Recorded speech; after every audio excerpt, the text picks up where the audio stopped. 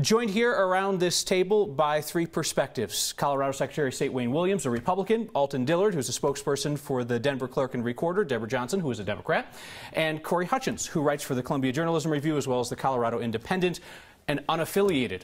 Correct. Unaffiliated reporter, as am I. Secretary of State Williams, let me start with you. Sure. If I am an unaffiliated voter, which I am, and I want to participate in a party primary, which I do, why is that the public's business which primary I participate in? So first, the public always has a right to know in Colorado who votes in which election. That's always been the case in Colorado. We never tell people, comrade, you didn't get enough votes, they voted for somebody else, but we won't tell you who voted in the election. So it's part of the public file for each individual who participates. It's always been the law in terms of who participates in the primary that's part of the record. And if you're a Republican who votes in primaries, then that shows up in the record. Democrat shows up in the record. It's supposed to be the same because the initiative said that the two parties and the unaffiliated voters were all going to be treated the same. And everyone's going to have the same standards applied to them across the board. That's why, from an election integrity issue, you need to know that there aren't more votes than there are voters. And the only way to know that is if you know who the voters are. Alton Dillard, the Denver Clerk and Recorder's Office has some concerns about this. Why?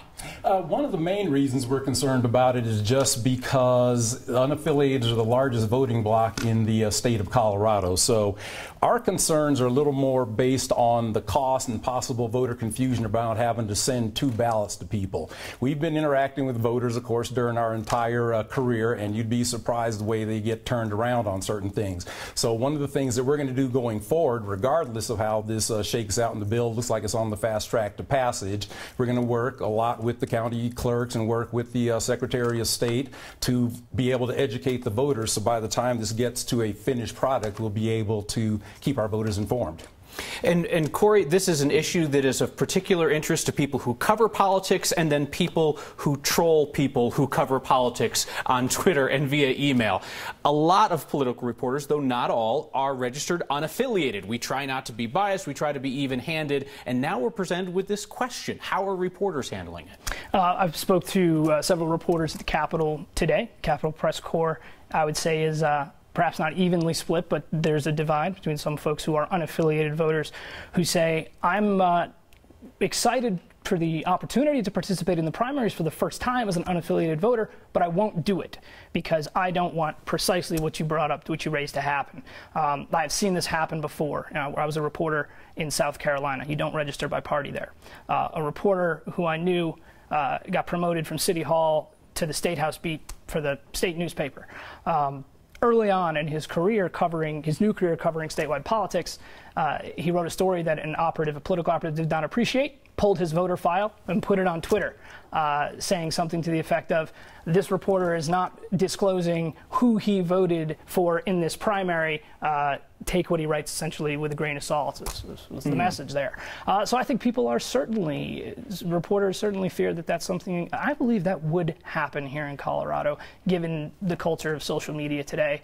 And this new kind of era we're in where no one trusts journalists anyway. Now they're going to be able to have proof. And on the other side, some say, no, just because I'm a journalist, I don't give up my franchise. I will vote in the primary. You'll be able to find out.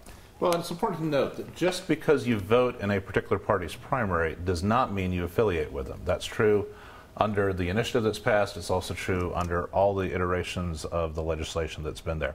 That's an important distinction. For example, if you live in Denver, where there was no Republican candidate for district attorney, you might have been quite interested in voting in the Denver primary for district attorney because three Democrats, very well qualified individuals, were running against each other. Similarly, if you live in some counties in the state where there are no contest or even no Democratic candidates, you might want to be involved in the Republican primary, but it doesn't mean you affiliate with them. So people need to be careful not to read too much into an individual's decision to vote in a particular primary. The law allows you to choose each year which one you vote in. There's no commitment. It is not an affiliation with that party. And that's one of the distinctions that I think is important to make. As 107 and 108 were passed, we had a number of open public meetings through the Bipartisan Election Advisory Committee. Those are all on the internet. They're all on a Secretary of State's website. They were all public meetings. We talked about it at 4 of those meetings and the implementation of where we were going to go. We had a series of meetings, I think 4 total, with the proponents in our office, talking with them about some of the issues that were in there. One of the changes, for example, that the legislation provides is that you don't disenfranchise the military. As drafted, their petition deadline for presidential candidates would have disenfranchised military voters because there wasn't sufficient time to review the petitions before ballots go out 45 days ahead of time. For me, as someone who has represented El Paso County, where you've got 5 military bases for 14 years, that's a huge issue, and the men and women who protect this nation ought to have the right to vote. So that's one of the critical changes that this legislation made. So, Alton, Coloradans are already getting used to voting by mail. Our elections are complicated. The Russians are coming. What are the chances this creates an additional layer of chaos? Chaos might be a bit strong of a term, but we're concerned about confusion because, again, right now, as the bill's written, it talks about presenting 2 ballots to each voter.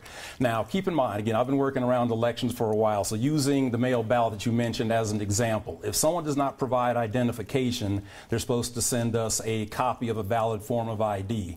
You'd be surprised how many actual IDs we get. You'd be surprised how many credit cards we get sent. Oh my. And so one of the things, regardless of how this all shakes out, I'm a member of the Colorado County Clerks Association Communication Committee. So I work with communications folks from counties of all sizes, and we'll be getting together to put together as comprehensive a communications policy around this as possible, because you do have to, bring the message to the voters in a way they can understand it. And also, while we're talking about the confusion around the 2 ballot thing, you also have to keep ballot design in mind. We're becoming a society, as you know, especially through your use of social media, of a society that's really visual. You can't just present blocks of text like we used to be able to do. And so one of the things we want to do with that is make sure, with the discussion of how this is all going to harmonize, is to make sure that the way the ballots get laid out are laid out in a way that is not confusing for voters, so they're able to make a choice without accidentally disenfranchising themselves. And we should note here that all of this confusion about whether or not unaffiliated party primary choices were going to show up could have been decided and sorted out ahead of time before Coloradans voted on that. Anybody have a theory on why that didn't happen? In terms of drafting Nobody's an initiative, laughing at my terrible joke. Not one person laughs at my terrible joke. You guys are all, listen, you're all too professional for this show. So I think, I think when you talk about wanting to make sure that voters aren't disenfranchised by this, this change, when we've looked at states that have the dual ballot on the same page, they've had as much as a 7% error rate where people's ballots weren't counted because you get a ballot and you vote on both sides. And I think, and it looks like the legislature is going to go with this, when you look at it, it is much clearer to say you return either the Republican ballot or the Democratic ballot. You don't return one piece of paper that's got both races, but don't touch the other side.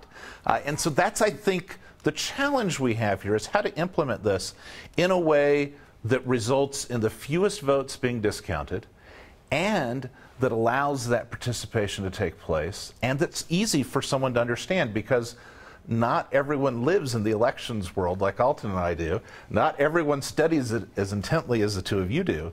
And so how do we make it easy for that voter to know what they're supposed to do? And pick a ballot and return it is an easier message than vote everybody here, but don't vote anyone over on that side. Because if you look at Colorado unaffiliated voters, historically, they have often voted for a Republican and a Democrat in the general election, and that's what they're used to doing. And so making it clear that they are distinct and you pick one is, I think, going to lower the error rate and make it easier for our voters to cast their ballots and have them counted. All right, we have to leave it there. I'm sorry. Wayne Williams, Alton Dillard, Corey Hutchins, thank you all for being here. Anybody who's interested in the full discussion that we've had here today, we'll have it on the next YouTube channel.